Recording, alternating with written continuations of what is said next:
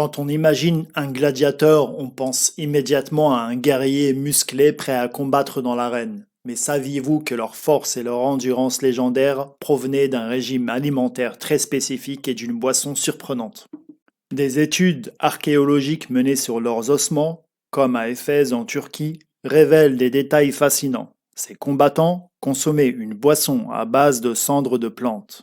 Riche en calcium et en magnésium, cette boisson jouait un rôle essentiel pour leur récupération après les combats intenses et aidait à accélérer la guérison des fractures.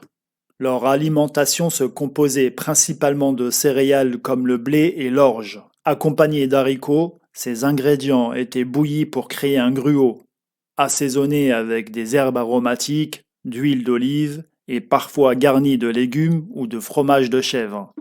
Et pour relever le tout, le garum, une sauce fermentée à base de poisson très populaire à l'époque.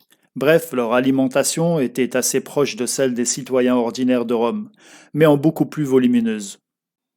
En clair, un gladiateur était beaucoup plus proche d'un champion olympique de lancer de poids que d'un bodybuilder sculpté. D'ailleurs, on surnommait ces guerriers les hodari, littéralement les bouffeurs d'orge. Cela suggère qu'ils consommaient de très grandes quantités de calories équivalentes à celles des athlètes de haut niveau d'aujourd'hui, mais non carnées, c'est-à-dire sans viande. Essentiel pour résister aux combats et aux entraînements intensifs, ce mélange nutritionnel simple mais efficace était non seulement économique, mais aussi parfaitement adapté aux besoins physiques des gladiateurs.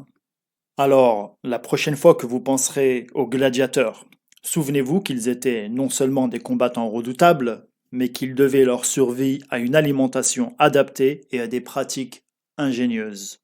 Leur régime simple mais efficace témoigne de leur mode de vie parfaitement adapté aux exigences de l'arène.